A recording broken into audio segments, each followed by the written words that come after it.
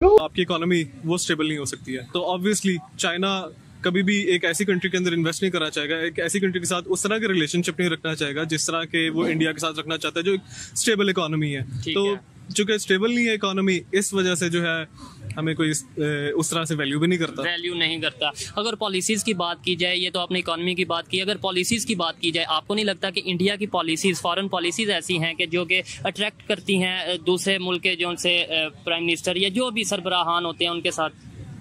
Sir, economic policy अगर आपकी strong होगी तभी आप डिप्लोमेटिकली जो है आप कंट्रीज को टैकल कर सकते हैं।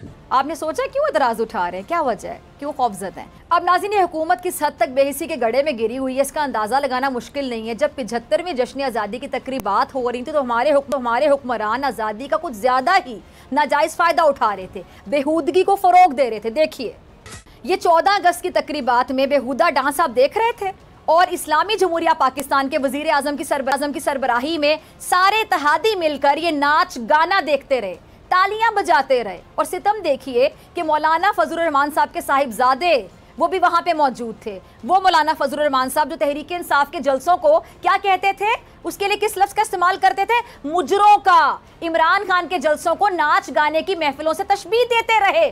अब उनकी जात और उनकी जमात पर जब उंगलियां उठी हैं तो अपने दिफा में देखिए कि क्या फतवा ये जारी करते हैं और वो इसकी जो भी दलील दें। मगर अब तो इस बेशर्मी, इस बेहूदगी पर बारूफ आलम दीन भी बरस पड़े हैं। मुफ्ती तकी उस्मानी साहब ने इस डांस महफिल पर बरहमी का इजहार किया है।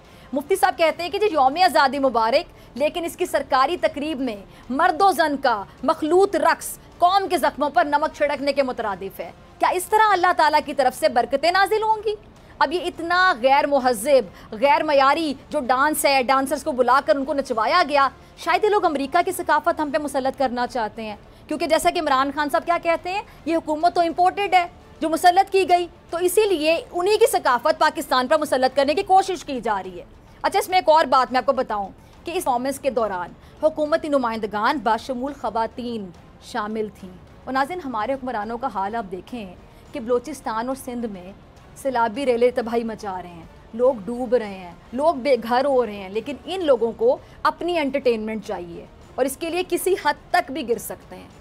तो 15 अगस्त शुरू हो चुका है और बहुत सारे मेरे इंडियन दोस्त जो हैं उन्होंने 14 अगस्त पे मुझे बहुत मैसेजेस किए और बहुत से ऐसे थे जिन्होंने मुझे सुबह ही सुबह कॉल्स की और बड़ा अच्छा लगा, ऐसा लगा जैसे कोई ईद या कोई फेस्टिवल है।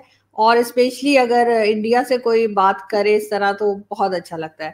तो चाहिए और दोनों मुल्कों में होना चाहिए और आई होप कि किसी मौके पे जो सा फेस्टिवल को इकट्ठा भी मनाया जा सकता है, 2 दिन का फेस्टिवल हो सकता है। अगर जो सा हमारी सियासत है जो सा वैसा रुख इख्तियार कर ले।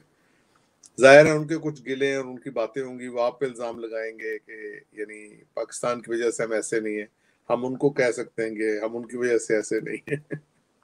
वो तो खैर चलता रहता है, लेकिन अगर हम वाकई में इंडिया और पाकिस्तान दोनों की बात करें आज थोड़ी सी, तो इमरान खान साहब ने जो है अभी रिसेंटली जो लाहौर में जलसा किया है उसमें उन्होंने डॉक्टर जयशंकर जो फॉरेन मिनिस्टर है इंडिया के और बड़े लोगों के फेवरेट हैं और मेरे भी बड़े फेवरेट हैं वैसे, तो उनकी बड़ी तारीफ की है और उनकी वीडियो प्ले की है और कहा कि जी रशियन ऑयल के बारे में जब उनसे बात की गई तो उन्होंने कहा जी हम तो लेंगे और कोई हमें डिक्टेशन नहीं दे सकता, इस किस्म की बात उन्होंने कुछ की।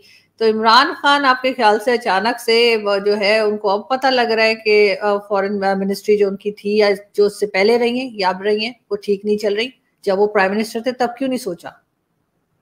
ये सीरियस मौजूद बिल्कुल नहीं है और इमरान खान साहब के होते हुए कोई सीरियस बात हो भी नहीं सकती, और लेकिन ये जरूर है कि वो अच्छी बात कर रहे हैं, मैं उनकी तारीफ कर रही हूँ, उन्होंने बहुत अच्छी बात की है। जयशंकर साहब बड़ी बैलेंस बात करते हैं और बड़ी अच्छी बात करते हैं। तो बात तो ये है कि अगर खान साहब ने ये चलाया है तो मेरा उनको नाचीज का मशवरा जो शायद उन तक नहीं पहुंचेगा, क्योंकि पहले भी जब भी कोशिश की है वो मेरा नहीं ख्याल वो मशवरे पहुंचे उन तक।